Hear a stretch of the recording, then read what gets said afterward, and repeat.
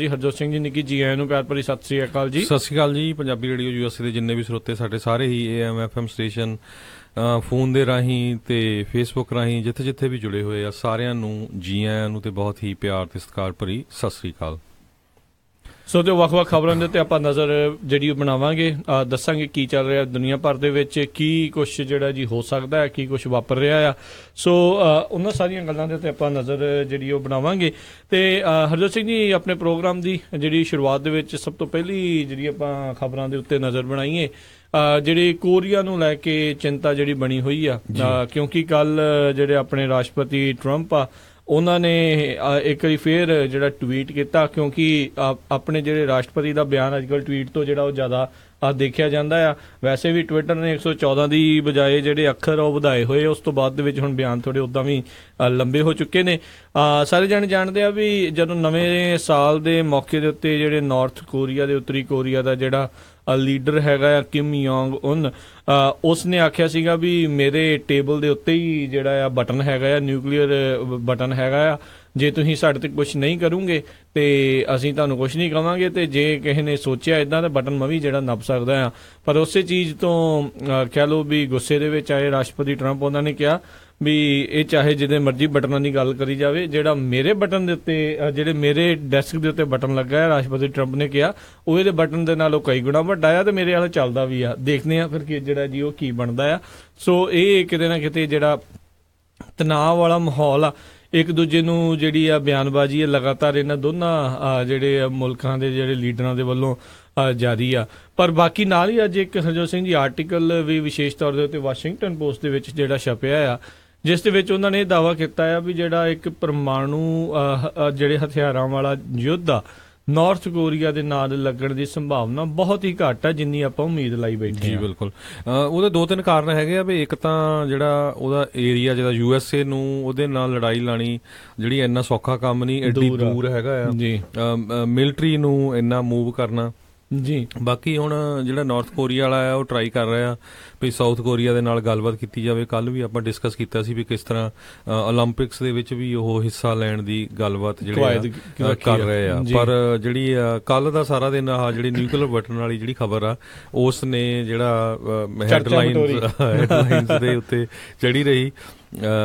ਤੇ ਕਹਿੰਦੇ ਵੀ ਚਾਹੇ ਜੋ ਮਰਜੀ ਕਹਿਣ, ਚਾਹੇ ਉੱਥੇ ਵਾਲਾ ਨਾਰਥ ਕੋਰੀਆ ਵਾਲਾ, ਚਾਹੇ ਪ੍ਰੈਜ਼ੀਡੈਂਟ ਟਰੰਪ, ਪਰ ਲੜਾਈ ਲੱਗਣ ਦੇ ਚਾਂਸ ਬਹੁਤ ਘੱਟ ਆ। ਬਿਲਕੁਲ, ਪਰ ਇੱਕ ਇਹ ਆ ਵੀ ਮਾਹੌਲ ਜਿਹਾ ਇੱਕ ਜਦੋਂ ਇਦਾਂ ਦਾ ਬਿਆਨਬਾਜ਼ੀਆਂ ਤੋਂ ਲੱਗਦਾ ਵੀ ਸ਼ਾਇਦ ਜਿਹੜਾ ਉਹ ਲੱਗ ਸਕਦਾ ਆ, ਹੋ ਸਕਦਾ ਵੀ ਰਾਸ਼ਟਰਪਤੀ ਟਰੰਪ ਨੂੰ ਪਤਾ ਵੀ ਹੈ, ਜਾਣ ਬੁੱਝ ਕੇ ਉਸ ਨੂੰ ਜਿੱਦਾਂ ਕਹਿ ਲਓ ਵੀ ਛੇੜਖਾਨੀਆਂ ਕਰ ਰਹੇ ਆ, ਤੇ ਅੱਗੇ ਉਹਨੂੰ ਵੀ ਕਿਮ ਯੋਂਗ ਨੂੰ ਵੀ ਪਤਾ ਆ, ਉਹ ਵੀ ਜਿਹੜੀਆਂ ਆਪਣੀਆਂ ਜਿਹੜੀਆਂ ਆਪਣੇ ਪੱਧਰ ਦੇ ਉੱਤੇ ਜਿਹੜੀਆਂ ਛੇੜਖਾਨੀਆਂ ਜਿਹੜੀਆਂ ਆ ਉਹ ਕਰਦਾ, ਬਿਆਨਬਾਜ਼ੀ ਇਦਾਂ ਕਰਕੇ ਇੱਕ ਦੂਜੇ ਨੂੰ ਉਕਸਾਉਂਦੇ ਨੇ।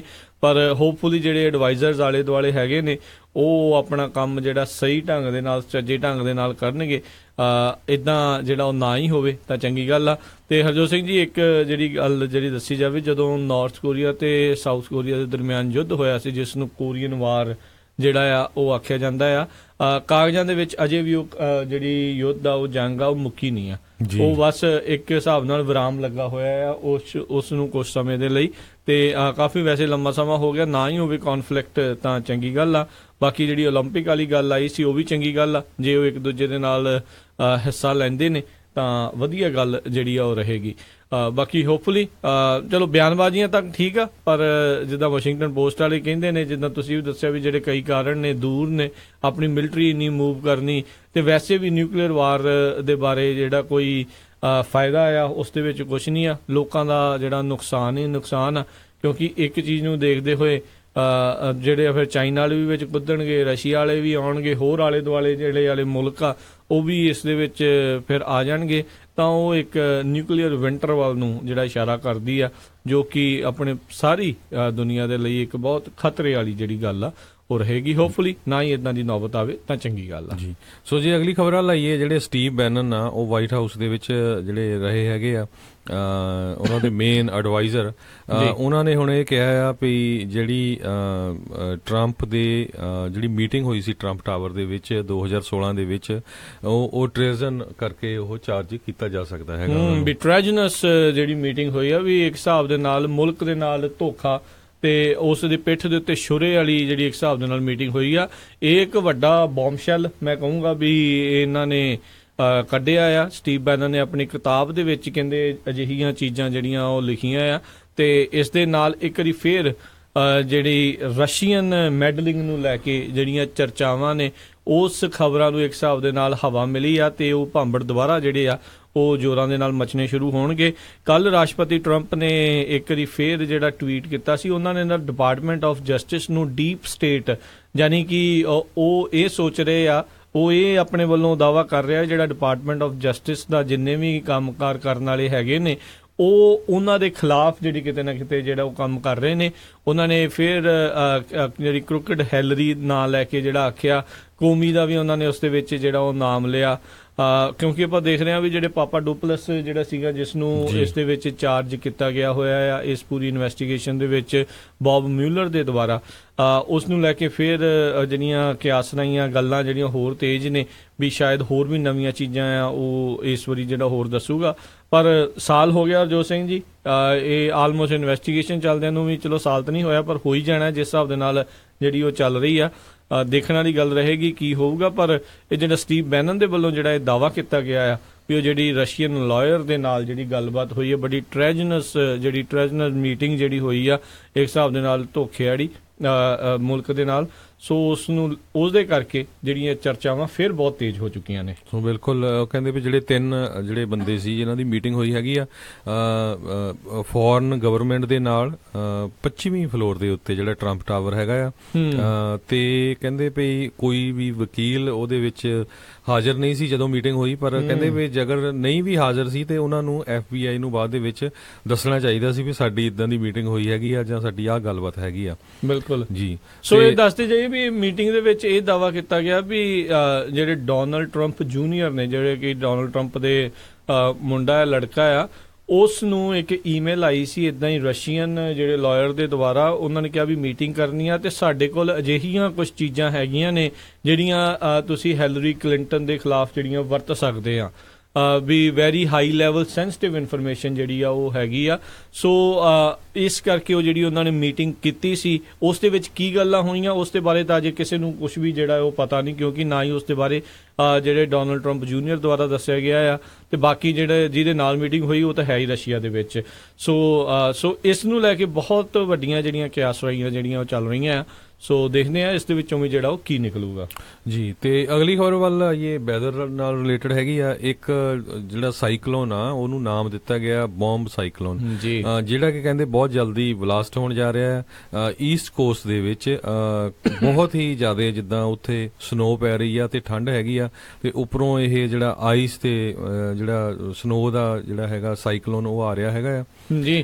ਤੇ ਇਹੀ ਨਹੀਂ ਹਰਜੋਤ ਸਿੰਘ ਜੀ, ਇਹ ਜਿਹੜੇ ਸਾਈਕਲੋਨ ਦੇ ਕਰਕੇ ਬਹੁਤ ਭਾਰੀ ਬਰਫ਼ਬਾਰੀ ਜਿਹੜੀ ਆ ਉਹ ਹੋਣੀ ਆ ਤੇ ਅਮਰੀਕਾ ਦੇ ਕਾਫੀ ਜ਼ਿਆਦਾ ਸਟੇਟਸ ਦੇ ਵਿੱਚ ਇਸ ਦਾ ਜਿਹੜਾ ਭੈੜਾ ਅਸਰ ਆ ਉਹ ਦੇਖਣ ਨੂੰ ਮਿਲ ਰਿਹਾ ਆ। ਇਹੀ ਨਹੀਂ, ਹੁਣ ਤੱਕ 11 ਜਾਣਿਆਂ ਦੇ ਮਾਰੇ ਜਾਣ ਦੀ ਖਬਰ ਵੀ ਆ ਇਸ ਮੌਸਮ ਦੇ ਕਰਕੇ ਜਿਹੜੀ ਦੱਸੀ ਗਈ ਆ। ਕੱਲ ਇੱਕ ਖਬਰ ਸੀਗੀ ਸ਼ਿਕਾਗੋ ਤੋਂ, ਇੱਕ ਬੰਦਾ ਜਿਹੜੀ ਉੱਥੇ ਸਬਵੇ ਦੀ ਵੇਟ ਕਰਦਾ ਸੀਗਾ, ਉਹ ਵੇਟ ਕਰਦਾ ਹੀ ਕਹਿੰਦੇ ਆ ਉਹ ਜਿਹੜਾ ਫੌਤ ਹੋ ਗਿਆ ਵੀ ਠੰਡ ਇੰਨੀ ਜ਼ਿਆਦਾ ਸੀਗੀ ਉੱਥੇ। ਤੇ ਸੋ ਇਦਾਂ ਦੀ ਜਿਹੜੀ ਸਿਚੁਏਸ਼ਨ ਜਿਹੜੀ ਉਹ ਬਣੀ ਹੋਈ ਆ। ਨਾਰਥ ਕੈਰੋਲੀਨਾ ਦੇ ਗਵਰਨਰ ਉਹ ਵਾਲੇ ਲੱਗੇ ਹੋਏ ਨੇ, ਬਾਕੀ ਉਸ ਦੇ ਨਜ਼ਦੀਕ new England, New York, new jersey, ਸਾਰੀਆਂ ਹੀ ਜਿਹੜੀਆਂ ਸਰਕਾਰਾਂ ਆ ਉਹ ਇਸ ਚੀਜ਼ ਦੇ ਲਈ ਤਿਆਰੀ ਜਿਹੜੀਆਂ ਕਰ ਰਹੀਆਂ ਨੇ ਤੇ ਸਾਰੇ ਜਣੇ ਇਹ ਹਦਾਇਤਾਂ ਦੇ ਰਹੇ ਨੇ ਵੀ ਜਿਸ ਨੂੰ ਕੋਈ ਕੰਮ ਨਾ ਹੋਵੇ, ਬਾਹਰ ਜਿਹੜਾ ਉਹ ਬਿਲਕੁਲ ਨਾ ਨਿਕਲਿਆ ਜਾਵੇ। ਬਹੁਤ ਸਾਰੇ ਦਫ਼ਤਰਾਂ ਦੇ ਵਿੱਚ, ਸਕੂਲਾਂ ਦੇ ਵਿੱਚ ਜਿਹੜੀਆਂ ਛੁੱਟੀਆਂ ਦਾ ਐਲਾਨ ਜਿਹੜਾ ਆਲਰੇਡੀ ਹੋਣਾ ਸ਼ੁਰੂ ਹੋ ਚੁੱਕਾ ਹੈ ਇਸ ਮੌਸਮ ਨੂੰ ਜਿਹੜੇ ਮੱਦੇਨਜ਼ਰ ਰੱਖਦੇ ਹੋਏ। ਤੇ ਜਿਹੜੇ ਤਕਰੀਬਨ ਫੁੱਟ ਤੱਕ ਬਰਫ਼ ਪੈਣ ਦੇ ਜਿਹੜੇ ਆ ਅਸਾਰ ਨੇ ਤੇ ਬਹੁਤ ਤੇਜ਼ ਠੰਡੀਆਂ ਹਵਾਵਾਂ ਜਿਹੜੀਆਂ ਆ 40 ਤੋਂ 60 ਮੀਲ ਪ੍ਰਤੀ ਘੰਟੇ ਦੇ ਹਿਸਾਬ ਦੇ ਨਾਲ ਜਿਹੜੀਆਂ ਆਉਣੀਆਂ ਆ, ਉਹਦੇ ਨਾਲ ਜਿਹੜਾ ਹੋਰ ਵੀ ਜ਼ਿਆਦਾ ਜਿਹੜਾ ਖਤਰਾ ਆ ਠੰਡ ਦਾ ਉਹ ਬਣਦਾ ਆ। ਬਿਲਕੁਲ। ਸੋ ਇੱਕ ਤਰ੍ਹਾਂ ਨਾਲ ਬਹੁਤ ਵੱਡਾ ਮੌਨਸਟਰ ਜਿਹਨੂੰ ਕਹਿੰਦੇ ਆ ਵੀ ਵੱਡਾ ਸਟਾਰਮ ਆ ਰਿਹਾ ਹੈਗਾ ਜਿਹੜਾ ਕਿ ਈਸਟ ਕੋਸਟ ਦੇ ਵਿੱਚ ਨਾਰਥ ਫਲੋਰੀਡਾ ਤੋਂ ਲੈ ਕੇ ਮੇਨ ਤੱਕ ਆਈਸ ਤੇ ਸਨੋ ਦੋਨਾਂ ਦਾ ਜਿਹੜਾ ਇਕੱਠ ਹੋਊਗਾ ਜਿਹੜਾ ਇੰਨਾ ਵੱਡਾ ਨੁਕਸਾਨ ਕਰੇਗਾ। ਤੇ ਵੀਰਵਾਰ ਨੂੰ ਕਹਿੰਦੇ ਆ ਵੀ ਇਹ ਸਟਾਰਮ ਉੱਥੇ ਹਿੱਟ ਹੋਣ ਦੇ ਚਾਂਸ ਹੈਗੇ ਆ। ਸੋ ਇਸ ਕਰਕੇ ਈਸਟ ਵੱਲ ਜਿੰਨੇ ਵੀ ਸਾਡੇ ਸਰੋਤੇ ਸੁਣ ਰਹੇ ਆ ਧਿਆਨ ਰੱਖਣ ਜੋ ਗੱਲਾਂ ਹੈਗੀਆਂ।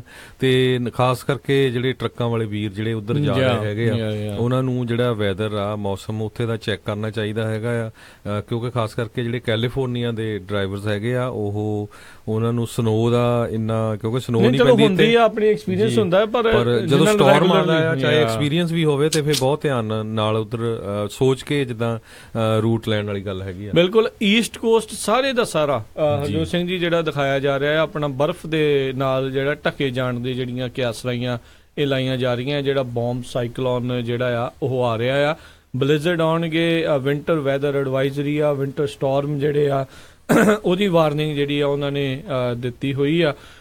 ਤੇ ਕਈ ਜਗ੍ਹਾ ਦੇ ਉੱਤੇ ਜਿਹੜੇ ਕਹਿੰਦੇ ਖਾਸ ਕਰਕੇ ਜਦੋਂ ਬ੍ਰਿਜ ਜਾਂ ਓਵਰਪਾਸ ਤੋਂ ਲੰਘਣਾ ਆ ਉੱਥੇ ਬਹੁਤ ਜਲਦੀ ਉਹਨਾਂ ਦੇ ਉੱਤੇ ਜਿਹੜੀ ਬਲੈਕ ਆਈਸ ਜੰਮ ਜਾਂਦੀ ਹੁੰਦੀ ਆ, ਬਰਫ਼ ਜਿਹੜੀ ਆ ਉਹ ਜ਼ਿਆਦਾ ਜੰਮਦੀ ਆ। ਸੋ ਉੱਥੋਂ ਧਿਆਨ ਦੇ ਨਾਲ ਜਿਹੜਾ ਸਾਰਿਆਂ ਨੇ ਨਿਕਲਣਾ ਆ। ਹੋਪਫੁਲੀ ਜਿਹੜਾ ਆ ਬਚਾ ਰਵੇ, ਪਰ ਇਸ ਠੰਡ ਦੇ ਕਰ ਚੱਲਦਿਆਂ ਆਲਰੇਡੀ 11 ਜਾਣਿਆਂ ਦੀ ਜਿਹੜੀ ਮੌਤ ਆ ਉਹ ਹੋ ਚੁੱਕੀ ਆ, ਜੋ ਕਿ ਇੱਕ ਬਹੁਤ ਬੈਡ ਸਿਚੁਏਸ਼ਨ ਬਣ ਸਕਦੀ ਹੈ। ਜਿੱਦਾਂ ਹਰਜੋਤ ਜੀ ਨੇ ਕਿਹਾ ਵੀ ਜਿੰਨੇ ਵੀ ਖਾਸ ਕਰਕੇ ਟਰੱਕਰ ਜਿਨ੍ਹਾਂ ਨੇ ਈਸਟ ਕੋਸਟ ਵੱਲ ਨੂੰ ਜਾਣਾ ਆ ਉਹ ਜ਼ਿਆਦਾ ਧਿਆਨ ਰੱਖਿਓ। ਬਾਕੀ ਬਹੁਤ ਰਸਤੇ ਦੇ ਵਿੱਚ ਕਈ ਵਾਰੀ ਬਰਫ਼ ਦੇ ਕਰਕੇ ਐਕਸੀਡੈਂਟ ਵੀ ਹੁੰਦੇ ਆ। ਥੋੜ੍ਹੇ ਦਿਨ ਪਹਿਲਾਂ 50 ਗੱਡੀਆਂ ਦਾ ਇੱਕ ਐਕਸੀਡੈਂਟ ਜਿਹੜਾ ਆ ਉਹ ਦੇਖਿਆ ਗਿਆ ਸੀਗਾ। ਚਲੋ ਸ਼ੁਕਰ ਰਿਹਾ ਰੱਬ ਦਾ ਵੀ ਉਸ ਦੇ ਵਿੱਚ ਜਿਹੜਾ ਬਹੁਤਾ ਨੁਕਸਾਨ ਜਿਹੜਾ ਨਹੀਂ ਹੋਇਆ, ਖਾਸ ਕਰਕੇ ਜਿਹੜਾ ਜਾਨੀ ਨੁਕਸਾਨ ਨਹੀਂ ਹੋਇਆ। 2-3 ਜਾਣੇ ਜਿਹੜੇ ਸਿਰਫ ਫੱਟੜ ਹੋਏ ਸੀਗੇ, ਬਚਾਅ ਹੋ ਗਿਆ ਸਾਰਿਆਂ ਦਾ, ਪਰ ਜਿਹੜਾ ਆ ਉਹ ਬਚ ਕੇ ਹੀ ਜਿਹੜਾ ਇਹਨਾਂ ਚੀਜ਼ਾਂ ਤੋਂ ਰਹਿਣਾ ਚਾਹੀਦਾ ਹੈ। ਜੇ ਕੋਈ ਸਾਡਾ ਸਰੋਤਾ ਜਿਹੜਾ ਆ ਉਹ ਵੀ ਆਪਣੇ ਜਿਹੜੇ ਵਿਚਾਰ ਸਾਂਝੇ ਕਰਨਾ ਚਾਹੁੰਦਾ ਇਹਦੇ ਬਾਰੇ, ਈਸਟ ਕੋਸਟ ਕੋਈ ਅਪਡੇਟ ਹੈਗੀ ਆ ਆਲਰੇਡੀ, ਜੇ ਕੋਈ ਰਾਹ ਰੂ ਦਾ ਡੀਟੂਰ ਕੀਤਾ ਆ ਜਾਂ ਬੰਦ ਹੋਇਆ ਆ ਕੋਈ ਵੀ ਫਰੀਵੇ ਹਾਈਵੇ, ਤਾਂ ਜ਼ਰੂਰ ਉਸ ਦੇ ਬਾਰੇ ਵੀ ਸਾਨੂੰ ਇਤਲਾਹ ਕਰ ਦਿਓ ਤਾਂ ਜੋ ਆਪਾਂ ਬਾਕੀ ਸਰੋਤਿਆਂ ਤੱਕ ਵੀ ਉਹ ਆਵਾਜ਼ ਪਹੁੰਚਾ ਦਈਏ। ਤੇ ਤੁਸੀਂ ਕਾਲ ਕਰ ਸਕਦੇ ਹੋ 408 272 5200 ਤੇ 408-272-5200। ਤੇ ਅਗਲੀ ਖਬਰ ਵੱਲ ਆਈਏ ਰਾਜਕਰਮਵੀਰ ਸਿੰਘ ਜੀ। ਜਿਹੜਾ ਪਾਵਰਬਾਲ ਜੈਕਪਾਟ ਆ ਲੋਟਰੀ ਦਾ $400 ਮਿਲੀਅਨ ਦਾ ਹੋ ਗਿਆ।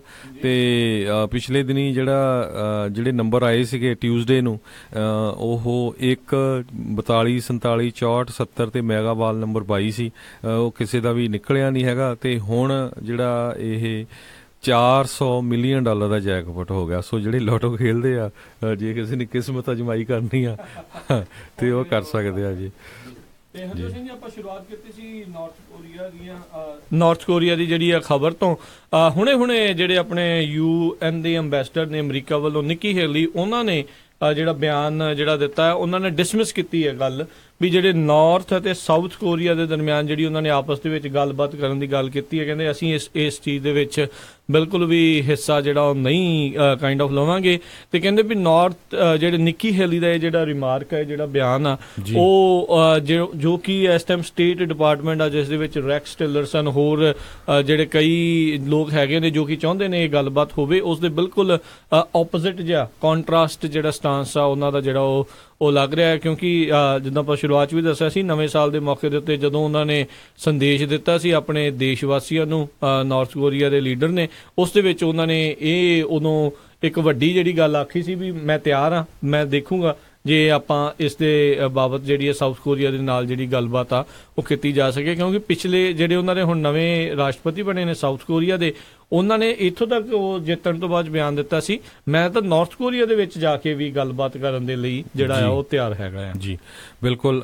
ਜੇ ਅਗਲੀ ਖਬਰ ਵੱਲ ਜਾਈਏ, ਜਿਹੜੇ ਮੋਰਮਨ ਚਰਚ ਆ ਅਮਰੀਕਾ ਦੇ ਵਿੱਚ, ਉਹਨਾਂ ਦਾ ਜਿਹੜਾ ਮੇਨ ਜਿਹਨੂੰ ਉਹ ਰੱਬ ਵੀ ਮੰਨਦੇ ਹੈਗੇ ਆ ਪ੍ਰੋਫਿਟ, ਜਿਹੜਾ ਉਹਨਾਂ ਦਾ ਪ੍ਰੈਜ਼ੀਡੈਂਟ ਸੀ ਥਾਮਸ ਮੌਨਸਨ, ਉਹਦੀ ਜਿਹੜੀ ਮੌਤ ਆ ਉਹ ਹੋ ਗਈ ਆ। 19 ਸਾਲਾਂ ਦਾ ਥਾਮਸ ਐਸ ਮੌਨਸਨ, ਇਹ ਪ੍ਰੈਜ਼ੀਡੈਂਟ ਤੇ profit C church of Jesus Christ of letter day saints. ਤੇ ਉਹਦੀ ਜਿਹੜੀ ਆ ਮੰਗਲਵਾਰ ਰਾਤ ਨੂੰ ਜਿਹੜੀ ਆ ਮੌਤ ਹੋ ਗਈ, ਜਦੋਂ ਉਹਨਾਂ ਦੀ ਜਿਹੜੀ ਏਜ ਆ ਉਹ 90 ਸਾਲਾਂ ਦੀ ਸੀ। ਇਹ ਜਿਹੜੀ ਸਟੇਟਮੈਂਟ ਚਰਚ ਦੇ ਸਪੋਕਸ ਪਰਸਨ ਐਰਿਕ ਹੌਂਕਨਸ ਜਿਹੜੇ ਆ ਉਹਨਾਂ ਵੱਲੋਂ ਆਈ ਆ। ਕਹਿੰਦੇ ਵੀ ਕੱਲ ਰਾਤ ਉਹ 10:01 ਦੇ ਉੱਤੇ ਉਹਨਾਂ ਦੀ ਜਿਹੜੀ ਆ ਮੌਤ ਹੋ ਗਈ ਹੈਗੀ ਆ। ਤੇ ਇਹ ਦੱਸਦੇ ਜਾਈਏ ਸਰੋਤਿਆਂ ਨੂੰ, ਜਿਹੜਾ ਮੋਰਮਨ ਚਰਚ ਹੈਗਾ ਆ, ਉਹਨਾਂ ਦਾ ਜਿਹੜਾ ਇਹ ਪ੍ਰੈਜ਼ੀਡੈਂਟ ਸੀ, ਉਸ ਨੇ ਕਹਿੰਦੇ ਪਈ ਲਗਭਗ 16 ਮਿਲੀਅਨ ਮੈਂਬਰ ਇਸ ਚਰਚ ਦੇ ਜਿਹੜੇ ਬਣੇ ਹੋਏ ਹੈਗੇ ਆ। ਕਾਫੀ ਕੁਝ ਜਿਹੜਾ ਪੰਜਾਬੀਆਂ ਦੇ ਨਾਲ, ਸਿੱਖਾਂ ਦੇ ਨਾਲ ਇਹਨਾਂ ਦਾ ਮਿਲਦਾ ਜੁਲਦਾ ਹੈਗਾ। ਤੇ ਸੋ ਮੋਰਮਨ ਚਰਚ ਦਾ ਜਿਹੜਾ ਪ੍ਰੈਜ਼ੀਡੈਂਟ ਆ, ਉਹਦੀ ਡੈਥ ਹੋਈ ਹੈਗੀ ਆ। ਜੀ ਜੀ। ਤੇ ਹਰਜੋਤ ਸਿੰਘ ਜੀ, ਅਗਲੀ ਜਿਹੜੀ ਆਪਾਂ ਗੱਲ ਕਰੀਏ, ਇੱਕ ਵਾਰੀ ਫੇਰ ਕਹਿੰਦੇ ਆ ਦਵੰਦ ਦੇਖਿਆ ਜਾ ਸਕਦਾ ਹੈ ਰਾਸ਼ਟਰਪਤੀ ਟਰੰਪ ਤੇ ਮਿਟ ਰੋਮਨੀ ਦਾ। ਦੋਨੋਂ ਹੀ ਰਿਪਬਲਿਕਨ ਪਾਰਟੀ ਦੇ ਜਿਹੜੇ ਆ, ਇੱਕ ਹੁਣ ਰਾਸ਼ਟਰਪਤੀ ਆ, ਇੱਕ ਰਾਸ਼ਟਰਪਤੀ ਬਣਨ ਦੀ ਕਵਾਇਦ ਦੇ ਵਿੱਚ 2 ਵਾਰੀ ਹਾਰੇ ਵੀ ਆ। ਤੇ ਮਿਟ ਰੋਮਨੀ ਹੁਣ ਅੱਜ ਕੱਲ ਬੋਸਟਨ ਨੂੰ ਛੱਡ ਕੇ, ਮੈਸਾਚੂਸੇਟ ਨੂੰ ਛੱਡ ਕੇ ਯੂਟਾ ਦੇ ਵਿੱਚ ਰਹਿੰਦੇ ਨੇ, ਜੋ ਕਿ ਮੋਰਮਨ ਇੱਕ ਕੈਪੀਟਲ ਜਿਹੜੀ ਆ ਮੰਨੀ ਜਾਂਦੀ ਹੈ ਵੀ ਉੱਥੇ ਬਹੁਤ ਜ਼ਿਆਦਾ ਜਿਹੜੇ ਮੋਰਮਨ ਜਿਹੜੇ ਨਿਵਾਸੀ ਆ ਉੱਥੇ ਰਹਿੰਦੇ ਨੇ। ਪਿਛਲੇ ਦਿਨਾਂ ਦੇ ਵਿੱਚ ਇੱਕ ਜਿਹੜਾ ਉੱਥੇ ਦੇ ਜਿਹੜੇ ਸਭ ਤੋਂ ਲੰਬੇ ਚੱਲਦੇ ਆ ਰਹੇ ਸੈਨੇਟਰ ਆ, ਉਹਨਾਂ ਦੇ ਖਿਲਾਫ ਇੱਕ ਆਰਟੀਕਲ ਉੱਥੋਂ ਦੀ ਅਖਬਾਰ ਦੇ ਵਿੱਚ ਜਿਹੜਾ ਛਾਪਿਆ ਗਿਆ ਸੀ। ਅੱਜ ਉਹਨਾਂ ਨੇ ਕਿਹਾ ਆ ਵੀ ਹੁਣ ਉਹ ਆਉਣ ਵਾਲੇ ਸਮੇਂ ਦੇ ਵਿੱਚ ਰੀ ਇਲੈਕਸ਼ਨ ਜਿਹੜੀ ਆ ਉਹ ਨਹੀਂ ਲੜਨਗੇ।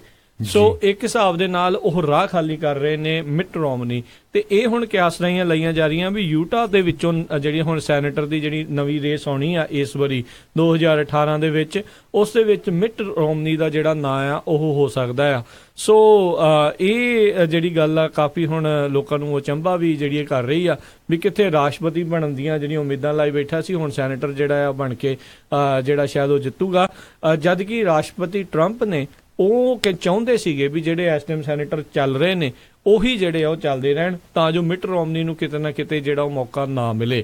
ਸੋ ਇਹ ਦੇਖਣ ਵਾਲੀ ਗੱਲ ਹੋਵੇਗੀ ਵੀ ਜੇ ਯੂਟਾ ਦੇ ਲੋਕ, ਜਿੱਥੇ ਕਿ ਮੈਜੋਰਟੀ ਲੋਕ ਮੰਨਿਆ ਜਾਂਦਾ ਵੀ ਮੋਰਮਨ ਨੇ, ਤੇ ਮਿਟ ਰੋਮਨੀ ਖੁਦ ਵੀ ਮੋਰਮਨ ਨੇ, ਤੇ ਜੇ ਉਹ ਜਿੱਤਦੇ ਨੇ ਰਿਪਬਲਿਕਨ ਪਾਰਟੀ ਵੱਲੋਂ ਉੱਥੇ, ਤਾਂ ਉਹ ਸੈਨੇਟ ਦੇ ਵਿੱਚ ਜਾ ਕੇ ਕੀ ਰਾਸ਼ਟਰਪਤੀ ਟਰੰਪ ਦੇ ਜਿਹੜੀਆਂ ਪਾਲਿਸੀਜ਼ ਦੇ ਖਿਲਾਫ ਵੋਟ ਕਰਨਗੇ, ਉਹਨਾਂ ਦੇ ਹੱਕ ਦੇ ਵਿੱਚ ਵੋਟ ਕਰਨਗੇ, ਇਹ ਦੇਖਣ ਵਾਲੀ ਗੱਲ ਜਿਹੜੀ ਆ ਉਹ ਰਹੇਗੀ। ਤੇ ਹੁਣ ਆਪਣੀ ਸਟੇਟ ਉਹਨਾਂ ਨੇ ਬਦਲੀ ਆ, ਤੇ ਜਿਹੜਾ ਉਹ ਹੁਣ ਟਰਾਈ ਕਰ ਰਹੇ ਨੇ ਡਿਫਰੈਂਟ ਤਰੀਕੇ ਦੇ ਨਾਲ ਜਿਹੜੇ ਕਿਤੇ ਨਾ ਕਿਤੇ ਪਾਲਿਸੀ ਮੇਕਿੰਗ ਦੇ ਵਿੱਚ ਉਹਨਾਂ ਦਾ ਜਿਹੜਾ ਉਹ ਹੱਥ ਹੋਵੇ। ਪਰ ਕਾਫੀ ਜਿਹੜੇ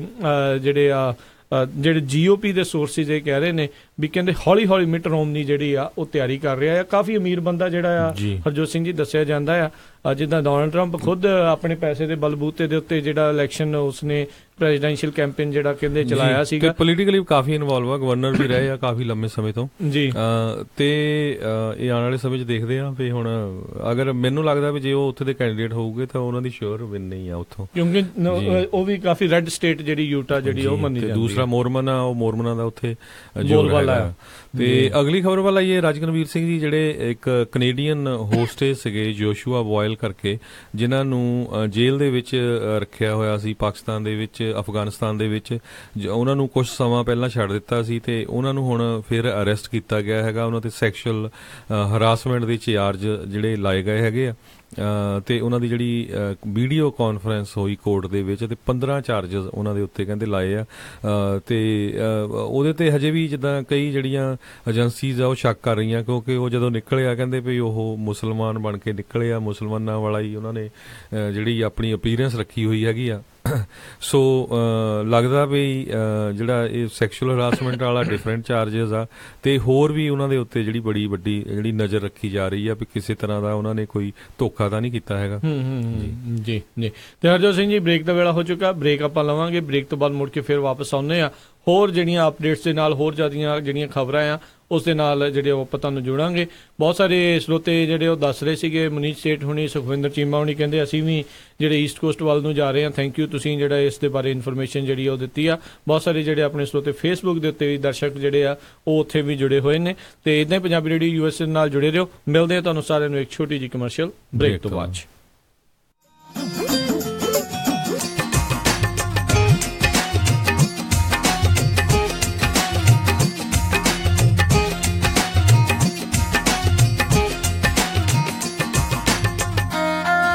ਸੈਕਰਾਮੈਂਟੋ ਇਲਾਕੇ ਦੇ ਵਿੱਚ ਡਾਕਟਰ ਪਰਮਜੀਤ ਸਿੰਘ ਤੱਖਰ MD ਉਹਨਾਂ ਦੀ ਸਰਪ੍ਰਸਤੀ ਹੇਠ ਤੱਖਰ ਅਰਜੈਂਟ ਕੇਅਰ ਅਤੇ family medicine clinic 8191 Timberlake way suite 400 Sacramento. Takhar urgent care ਅਤੇ ਫੈਮਿਲੀ ਮੈਡੀਸਨ ਕਲੀਨਿਕ ਤੋਂ ਤੁਸੀਂ immigration physical, DOT physicals, blood pressure treatment, ਦਿਲ ਦੀਆਂ ਬਿਮਾਰੀਆਂ, ਢਿੱਡ ਦੀਆਂ ਬਿਮਾਰੀਆਂ, diabetes, arthritis, back neck pain, mental illness, EKG, blood work, urine analysis, TB testing, pregnancy testing, ear irrigation, ingrown toenail removal ਦੇ ਨਾਲ ਹੋਰ ਵੀ ਕਈ ਬਿਮਾਰੀਆਂ ਦਾ ਇਲਾਜ ਕਰਵਾ ਸਕਦੇ ਹੋ। ਤੁਸੀਂ ਇਹਨਾਂ ਦੇ ਕੋਲੋਂ ਸਕਿਨ ਦਾ ਤੇ ਚਮੜੀ ਦੇ ਰੋਗਾਂ ਦਾ ਇਲਾਜ ਕਰਵਾ ਸਕਦੇ ਹੋ। ਵਧੇਰੇ ਜਾਣਕਾਰੀ ਲਈ ਕਾਲ ਕਰੋ 9166888888 916 688 8888। ਤਖਰ ਅਰਜੈਂਟ ਕੇਅਰ ਅਤੇ family medicine clinic 8191 Timberlake way, suite 400 Sacramento 9166888888। ਨਾ ਮੈਂ ਕਹਿੰਨੀ ਆ ਜੀ ਮੁੰਡੇ ਦਾ ਆਪਾਂ ਵਿਆਹ ਤਾਂ ਧਰ ਲਿਆ, ਪਰ ਮੈਨੂੰ ਤਾਂ ਐ ਲੱਗਦਾ ਵੀ ਟੈਨਸ਼ਨਾਂ ਨੂੰ ਹੀ ਘਰ ਕਰ ਲਿਆ। ਹਰ ਕੋਈ ਪੁੱਛਦਾ ਵੀ ਕੋਈ ਹਾਲ ਹੁਲ ਬੁੱਕ ਕਰ ਲਿਆ ਕਿ ਨਹੀਂ ਕਰ ਲਿਆ। ਉਹ ਭਾਗਵਾਨੇ ਐਵੇਂ ਨਾ ਜਾ ਘਬਰਾਈ, ਫਲਮਿੰਗੋ ਪੈਲਸ ਵਾਲਿਆਂ ਨੂੰ ਦੇ ਆਇਆ ਸਾਈ ਬਈ 1200 ਤੇ 700 ਦੀ ਕਪੈਸਿਟੀ ਵਾਲੇ 2 ਹਾਲ ਨੇ ਸੈਕਰਾਮੈਂਟੋ ਚ। ਬਲੇਹੋ ਚ ਵੀ 500 ਦੀ ਕਪੈਸਿਟੀ ਵਾਲਾ 1 ਹਾਲ ਹੈਗਾ। ਨਾ ਹਾਲ ਚ ਫੁੱਲ ਬੱਤੀਆਂ ਵੀ ਲਾਉਣੇ ਆ ਤੇ ਵਿਆਹ ਦੀ ਭਾਜੀ ਚ ਸ਼ੱਕਰਪਾਰੇ ਵੀ ਪਾਉਣੇ ਆ। ਉਹ ਭਾਗਵਾਨੇ ਤੂੰ ਦਿਲ ਚ ਜਮਾ ਨਾ ਰੱਖ ਸ਼ੱਕ, ਉਹ ਸਾਰਾ ਕੁਝ ਹੀ ਦਿੰਦੇ ਆ ਚੱਕ। ਜੀ ਹਾਂ, ਫਲੇਮਿੰਗੋ ਪੈਲੇਸ ਵਾਲਿਆਂ ਕੋਲ ਆਪਣਾ ਫੰਕਸ਼ਨ ਬੁੱਕ ਕਰਾਓ ਤੇ ਟੈਨਸ਼ਨ ਫ੍ਰੀ ਹੋ ਕੇ ਪ੍ਰਾਹੁਣਿਆਂ ਵਾਂਗੂ ਆਓ। ਉਹ ਦਿੰਦੇ ਨੇ ਪੂਰੇ ਕੈਲੀਫੋਰਨੀਆ ਚ ਕੇਟਰਿੰਗ ਦੀ ਸਰਵਿਸ, ਡੈਕੋਰੇਸ਼ਨ, DJ, ਫੁੱਲ ਬਾਰ, ਭਾਜੀ ਤੇ ਮਠਿਆਈ ਦਾ ਪ੍ਰਬੰਧ ਵੀ ਕਰਦੇ ਨੇ। ਵਧੇਰੇ ਜਾਣਕਾਰੀ ਲਈ ਕਾਲ ਪੌਲ 5103258433 510 325 8433 916 334 6000 916 334 6000। Asian cash and carry Sacramento, ਜੋ ਕਿ ਹੁਣ ਖੁੱਲ ਚੁੱਕਾ ਹੈ 9203 ਫਾਲਸਮ ਬੋਲੇਵਾਰਡ ਸੈਕਰਾਮੈਂਟੋ ਵਿਖੇ। Asian cash and carry Sacramento ਤੋਂ ਤੁਸੀਂ ਲੈ ਸਕਦੇ ਹੋ unstitched suit, custom made suit, readymade suit, Punjabi ਜੁੱਤੀ, ਜੁਐਲਰੀ, ਰਮਾਲਾ ਸਾਹਿਬ ਤੇ ਹਰ ਤਰ੍ਹਾਂ ਦੀ ਇੰਡੀਅਨ, ਪਾਕਿਸਤਾਨੀ ਤੇ ਫਿਜੀਅਨ ਗਰੋਸਰੀ ਤੇ ਫਰੈਸ਼ ਸਬਜ਼ੀ ਦੇ ਨਾਲ ਫਰੈਸ਼ ਫਰੂਟ ਵੀ। ਹਰ ਤਰ੍ਹਾਂ ਦੀ 4 ਪਾਉਂਡ ਦਾਲ 399 ਅਤੇ ਸਾਰੇ ਆਟੇ ਸੇਲ ਤੇ ਹਨ। ਤੁਸੀਂ ਇਹਨਾਂ ਤੋਂ ਹਰ ਤਰ੍ਹਾਂ ਦੇ ਭਾਂਡੇ ਲੈ ਸਕਦੇ ਹੋ। ਇਹਨਾਂ ਕੋਲੋਂ ਜਾਗੋ ਦੀ ਡੈਕੋਰੇਸ਼ਨ ਦਾ ਸਮਾਨ ਮਿਲਦਾ ਹੈ। ਹੋਰ ਜਾਣਕਾਰੀ ਲਈ ਕਾਲ ਲਾਡੀ ਭੁੱਲਰ 916 917 5866 916 917 5866। ਜਰੂਰ ਪਹੁੰਚੋ Asian cash and carry Sacramento. Address 9203 Folsom boulevard Sacramento. Number 916 917 5866 916 917 5866।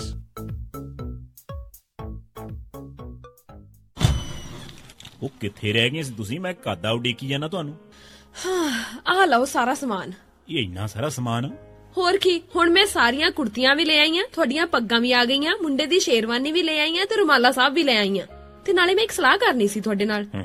ਹੁਣ ਆਪਣਾ 골ਡ ਖਰੀਦਣ ਵਾਲਾ ਹੀ ਰਹਿ ਗਿਆ ਤੇ ਕੱਲ ਤੁਸੀਂ ਮੇਰੇ ਨਾਲ ਚੱਲਿਓ। ਕਿੱਥੋਂ ਲੈਣਾ? ਉਹ ਬੱਗਾ ਪੈਲੇਸ ਤੋਂ ਹੀ। ਉਹਨਾਂ ਕੋਲ ਬਹੁਤ ਵਧੀਆ ਵੈਰਾਈਟੀ ਹੈ। ਅੱਛਾ। ਹਾਂ, ਆਪਾਂ ਉੱਥੋਂ ਸੋਨਾ ਵੀ ਖਰੀਦ ਸਕਦੇ ਆ ਤੇ ਨਾਲੇ ਜੇ ਕੱਲ ਨੂੰ ਲੋੜ ਪੈ ਜੇ ਤਾਂ ਸੋਨੇ ਦੇ ਬਦਲੇ ਕੈਸ਼ ਵੀ ਲੈ ਸਕਦੇ ਆ। ਲਿਆ ਤਾਂ ਬਹੁਤ ਵਧੀਆ। ਬੱਗਾ ਪੈਲੇਸ, ਤੁਹਾਡੀਆਂ ਬਹੁਤ ਸਾਰੀਆਂ ਲੋੜਾਂ ਲਈ ਇੱਕੋ ਥਾਂ। Bagga palace 6618 Florin road Sacramento. ਹੋਰ ਜਾਣਕਾਰੀ ਲਈ ਰੋਹਿਤ ਜੀ ਨੂੰ ਕਾਲ ਕਰੋ 916 393 1872 916 393 1872। ਮੁਸੀਬਤਾਂ ਕਦੇ ਵੀ ਦੱਸ ਕੇ ਨਹੀਂ ਆਉਂਦੀਆਂ, ਇਸ ਲਈ ਖਾਲਸਾ ਇੰਸ਼ੋਰੈਂਸ ਏਜੰਸੀ ਦੇ ਲਾਈਫ ਇੰਸ਼ੋਰੈਂਸ ਪਲਾਨਸ ਲਾਈਫ ਦੇ ਵਿੱਚ ਮੁਸੀਬਤਾਂ ਲਈ ਹਮੇਸ਼ਾ ਰਹੋ ਤਿਆਰ। Khalsa insurance agency 408 272 2500। मैं सतप्रीत कौर, मैं जोधवीर सिंह, मैं सुखमनी कौर। बच्चों सुन रहे हो पंजाबी रेडियो USA।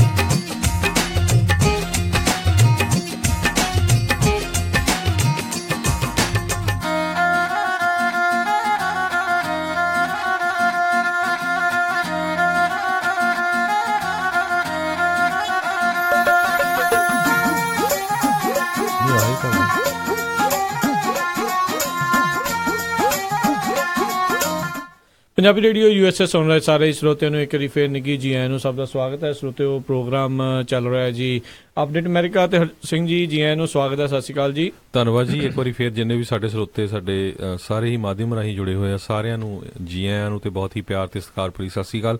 ਸਰੋਤਿਓ, ਆਪਾਂ ਇਮੀਗ੍ਰੇਸ਼ਨ ਦੇ ਨਾਲ ਰਿਲੇਟਡ ਖਬਰਾਂ ਕਾਫੀ ਲੰਮੇ ਸਮਾਂ ਨਹੀਂ ਕੀਤੀਆਂ, ਕਿਉਂਕਿ ਜਿਹੜਾ ਇਮੀਗ੍ਰੇਸ਼ਨ ਦੇ ਜਿੰਨੇ ਵੀ ਇਸ਼ੂ ਆ ਉਹ ਸਾਰੇ ਜਿੱਦਾਂ ਇੱਕ ਤਰ੍ਹਾਂ ਨਾਲ ਹੀ ਲਮਕੇ ਰਹੇ ਆ, ਚਾਹੇ ਉਹ ਡਾਕਾ ਵਾਲਾ ਹੋਵੇ, ਚਾਹੇ H1B ਦਾ ਹੋਵੇ, ਫੈਮਿਲੀ ਵਾਲਾ ਹੋਵੇ। ਇੱਕ ਡਾਪਾ ਵੀ ਸੀਗਾ, ਜਿਹੜੇ ਪੇਰੈਂਟਸ ਸੀਗੇ ਜਿਹੜੇ ਸਟੂਡੈਂਟਸ ਦੇ, ਉਹ ਵੀ ਵਿੱਚੇ ਲਮਕ ਗਿਆ।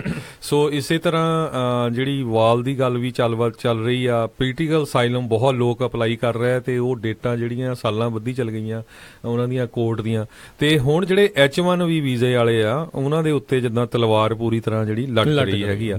ਤੇ ਅਗਰ H1 ਵੀਜ਼ਾ ਜਿਹੜਾ ਹੈਗਾ ਆ, ਉਹਦੇ H1B ਵੀਜ਼ਾ, ਉਹਦੇ ਉੱਤੇ ਪ੍ਰੈਜ਼ੀਡੈਂਟ ਟਰੰਪ ਕੁਛ ਨਾ ਕੁਛ ਐਕਸ਼ਨ ਲੈਂਦੇ ਆ ਤੇ ਇੰਡੀਆ ਦੇ ਵਿੱਚ ਮੈਂ ਕਹਿੰਦਾ ਇੱਕ ਤਰ੍ਹਾਂ ਨਾਲ ਤਰਸੱਲੀ ਮੱਚ ਜਾਊਗੀ। ਇੱਕ ਇਹਦੇ ਇੰਡੀਆ ਦੇ ਵਿੱਚ, ਇਨਫੈਕਟ ਚਾਈਨਾ ਦੇ ਵਿੱਚ, ਇਹ ਜਿਹੜੇ ਦੋ ਮੁਲਕ ਜਿੱਥੋਂ ਕਿ ਬਹੁਤ ਹੀ ਜ਼ਿਆਦਾ ਜਿਹੜੀ ਵਰਕਫੋਰਸ ਹੁਣ ਜਿੰਨੀਆਂ ਵੀ IT ਆ, ਸਰਵਿਸ ਇੰਡਸਟਰੀਆਂ ਆ, ਇੱਥੇ ਕੰਪਿਊਟਰ ਦੇ ਨਾਲ ਜੁੜੀਆਂ ਹੋਈਆਂ ਜਿਹੜੀਆਂ ਆ, ਉਹਨਾਂ ਦੇ ਵਿੱਚ ਕਾਫੀ ਜ਼ਿਆਦਾ ਤੜਥਲੀ ਜਿੱਦਾਂ ਤੁਸੀਂ ਕਿਹਾ ਜ਼ਰੂਰ ਮਚੇਗੀ।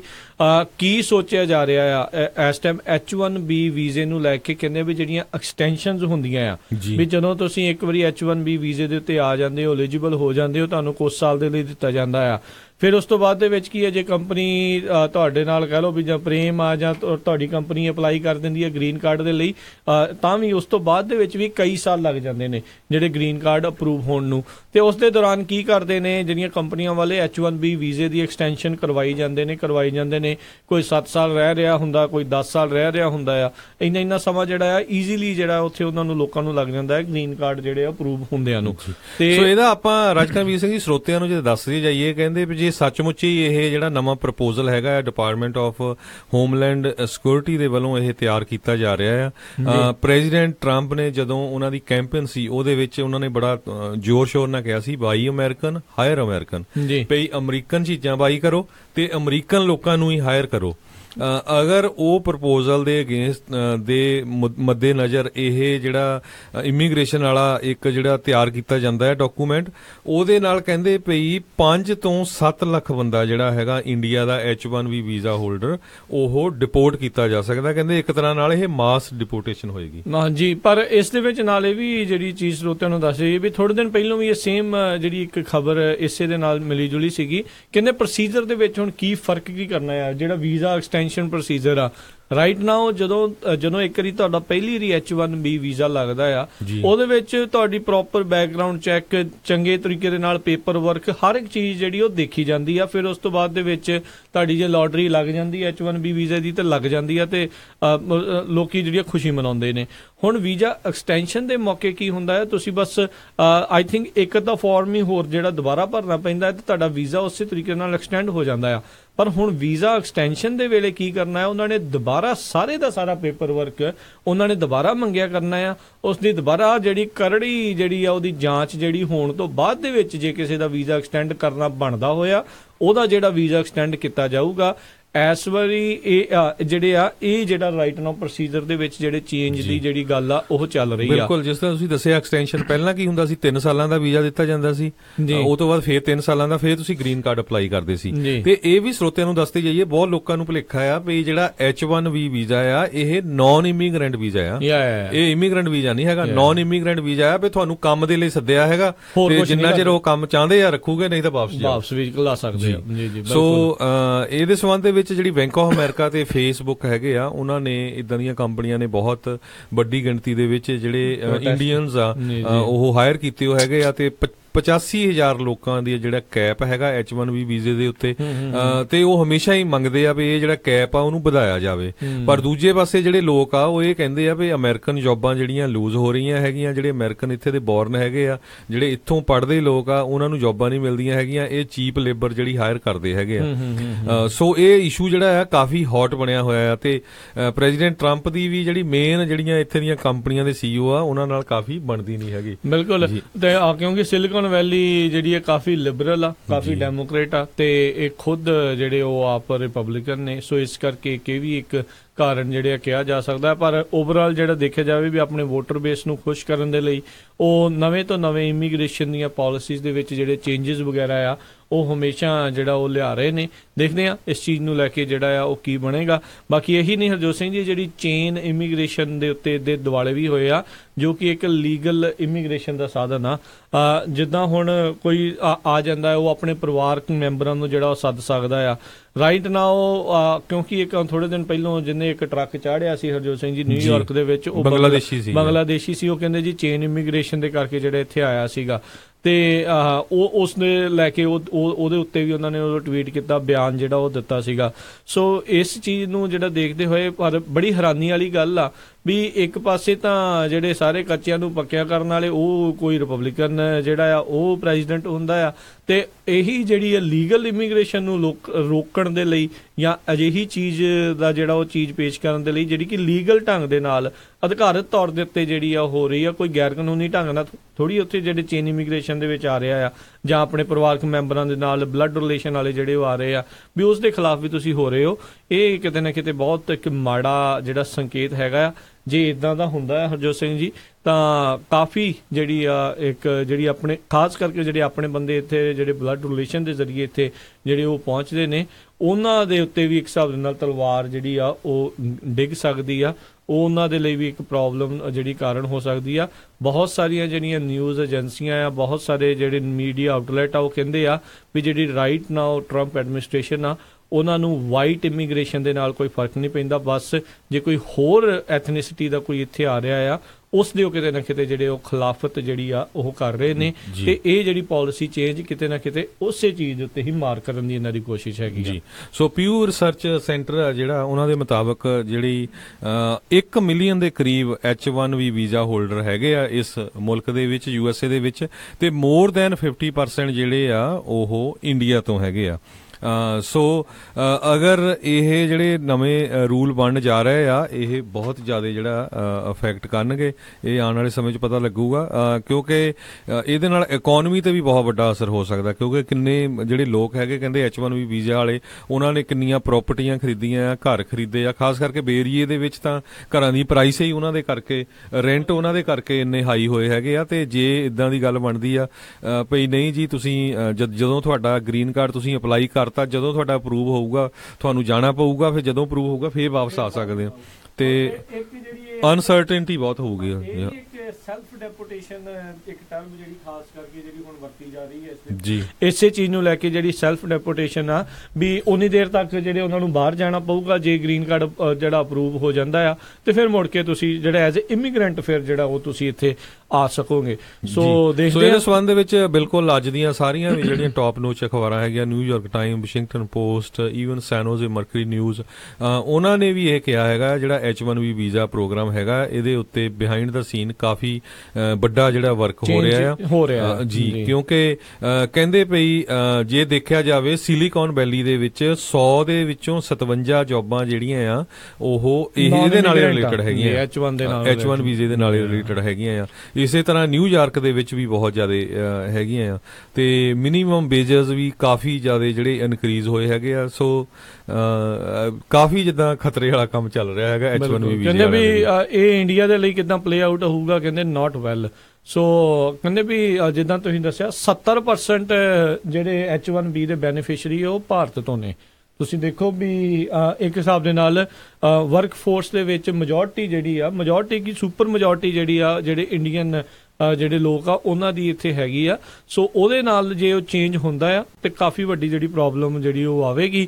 ਤੇ ਹਰਜੋਤ ਸਿੰਘ ਜੀ ਹੋ ਸਕਦਾ ਕਰ ਵੀ ਦੇਣ, ਕਾਰਨ ਜਿੱਦਾਂ ਆਪਣੇ ਜਿਹੜੇ ਟਰੰਪ ਆ ਉਹ ਭੁੱਲਦੇ ਨਹੀਂ ਆ ਗੱਲਾਂ ਨੂੰ। ਜਿੱਦਾਂ ਪਿਛਲੇ ਦਿਨਾਂ ਦੇ ਵਿੱਚ ਜੈਰੂਸਲਮ ਦੇ ਅਗੇਂਸਟ ਵੀ ਜਿਹੜੀ ਵੋਟ ਆ ਇੰਡੀਆ ਨੇ ਜਿਹੜੀ ਉਹਦੇ ਕੀਤੀ ਸੀਗੀ UN ਦੇ ਵਿੱਚ ਵੀ ਅਸੀਂ ਉਹ ਕੈਪੀਟਲ ਰਾਜਧਾਨੀ ਨਹੀਂ ਮੰਨਦੇ, ਤਾਂ ਉਦੋਂ ਉਹਨਾਂ ਨੇ ਕਿਹਾ ਸੀ ਜਿਹੜੇ ਹੁਣ ਸਾਡੇ ਖਿਲਾਫ ਵੋਟ ਪਾ ਰਹੇ ਨੇ ਅੱਜ ਦੇ ਇਸ ਜਿਹੜੇ ਮੋਸ਼ਨ ਦੇ ਵਿੱਚ, ਤਾਂ ਮੈਂ ਯਾਦ ਰੱਖੂੰਗਾ ਅਸੀਂ ਮਿਲੀਅਨਸ ਆਫ ਡਾਲਰ ਜਿਹੜੇ ਆ ਉਹ ਬਚਾਉਣੇ ਆ ਇਹਨਾਂ ਨੂੰ, ਜਿਹੜੀਆਂ ਰਾਹਤ ਜਿਹੜੀਆਂ ਚੀਜ਼ਾਂ ਜਿਹੜੀਆਂ ਫੰਡ ਆ ਘੱਲਣ ਨੂੰ ਲੈ ਕੇ। ਸੋ ਸਰੋਤਿਆਂ ਨੂੰ ਰਾਜਕਨਵੀਰ ਸਿੰਘ ਜੀ ਇਹ ਵੀ ਦੱਸਦੀ ਜਾਈਏ ਵੀ ਇਕੱਲੇ ਜਿਹੜੇ ਪ੍ਰੈਜ਼ੀਡੈਂਟ ਟਰੰਪ ਜਾਂ ਉਹਨਾਂ ਦਾ ਐਡਮਿਨਿਸਟ੍ਰੇਸ਼ਨ ਨਹੀਂ H1B ਵੀਜ਼ੇ ਦੇ ਉਲਟ ਜਾਂ ਉਹਦੇ ਵਿੱਚ ਸੁਧਾਰ ਕਰਨ ਦੇ, ਪਰ ਇਹਦੇ ਉੱਤੇ ਸਭ ਤੋਂ ਪਹਿਲਾਂ ਜਿਹੜਾ ਵਰਕਆਊਟ ਕਰਨਾ ਸ਼ੁਰੂ ਕੀਤਾ ਸੀ ਉਹ ਸਾਡੇ ਸੈਨ ਹੋਜ਼ੇ ਦੇ ਜਿਹੜੇ ਡੈਮੋਕ੍ਰੈਟਿਕ ਕਾਂਗਰਸ ਵੂਮਨ ਹੈਗੇ ਆ ਰਿਪਰੈਜ਼ੈਂਟੇਟਿਵ ਜੋ ਲੋਫਗ੍ਰੇਨ।